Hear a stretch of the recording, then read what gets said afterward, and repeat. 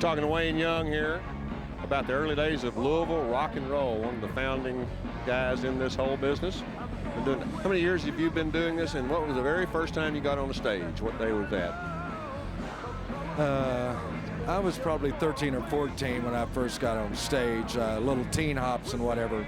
But the first big show I really played was Wacky's first birthday party. This was the grand opening for the Indian Trail Shopping Center. Who were what were the radio stations you were working with, and did some of those guys have an interest in producing music, that kind of thing? Wacky, of course, the grandfather of all of this is Jack Sanders. Sambo was Sanders, Allen, and Martin booking office. That was Sambo. And Jack Sanders was, he was involved in all kinds of recording. We went to Nashville, we went all over the place recording different people, and he would get us writers. He was good friends with Buddy Killen of Tree Publishing. And so Joe Tex, what's the comedy? Ray Stevens. There were a number of them, and they would get all these writers, and they would help us get together. The other big focal point was WKLO. Johnny Randolph, Carl Truman Wigglesworth, and I think it was Lee Gray wrote one of our songs, Stronger Than Dirt. So a lot of those people contributed, gave us ideas, and really helped us a whole lot. The way Soul Incorporated first started was Jimmy Orton, a bass player, was telling me about this great drummer, Marvin Maxwell, from up in Indiana. And so we got together and had a couple rehearsals and liked what we were doing, so we decided we would try to get Tommy Jolly and Eddie Humphreys, which produced Louisville's first supergroup, which was Soul Incorporated. And we heard about this audition for a Dick Clark Caravan of Stars, and we went and did the audition and got the job, and next thing you know, we're off on tour, and the band was started. So Marvin Maxwell supposedly quit a job that he had just taken in order to come on this. What did you feel like when he came and told you that? Well, what happened is that I went and did the audition without Marvin.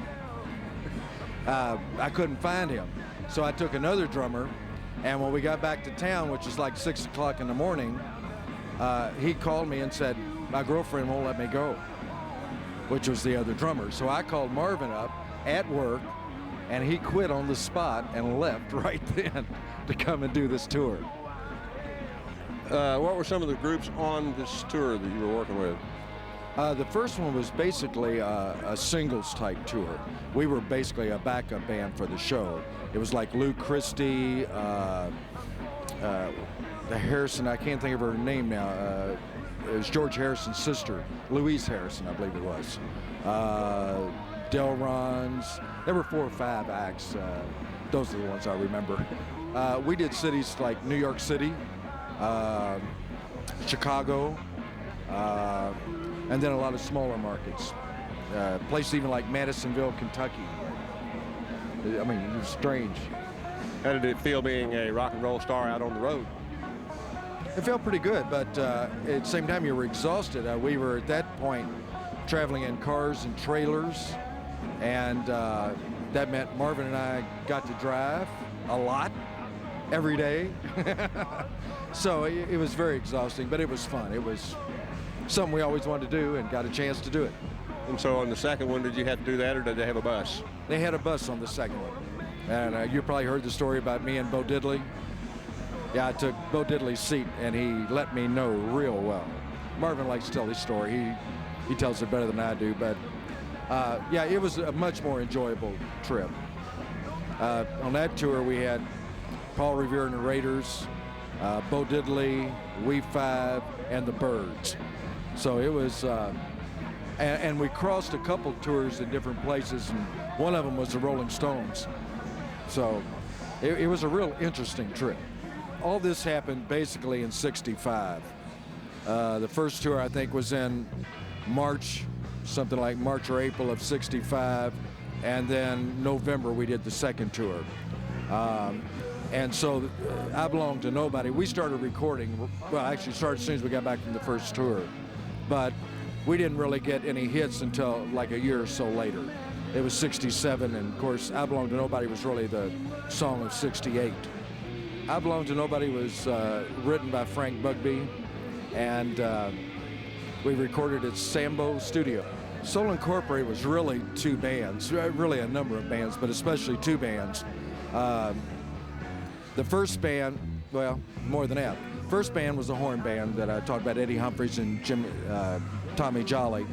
But then we had, we were down to a four-piece rock group, and that was Frank Bugbee, Jimmy Settles, Marvin, and myself. And that's where most of the hits were cut with that particular combination.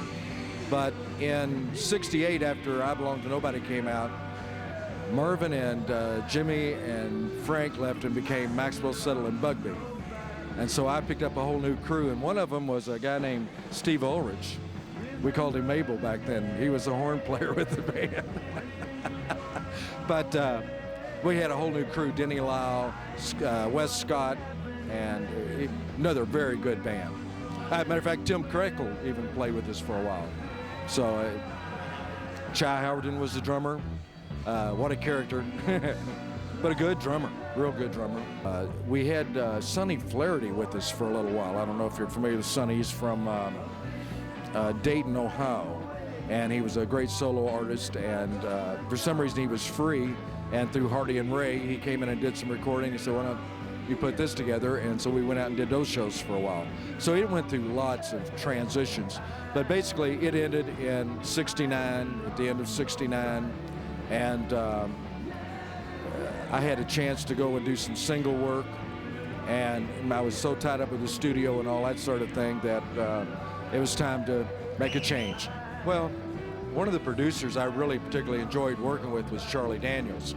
Charlie used to come in and record all the time, and Ruby Winters, which was another Ohio singer, great singer, just wonderful. And he would write these songs for her and come in and produce them, and he was super. There was Chad O'Shea, he was a comedy writer, and he would come down and do songs all the time. And matter of fact, I Belong to Nobody was on his label first, Counterpart Records.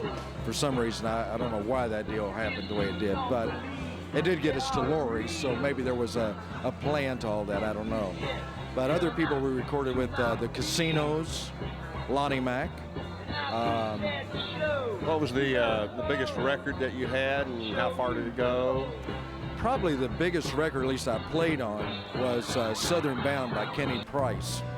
And obviously a country record, but was a huge million-seller record. And of course, I never got to do a show with him, but it was still nice to know that you played on a record that big.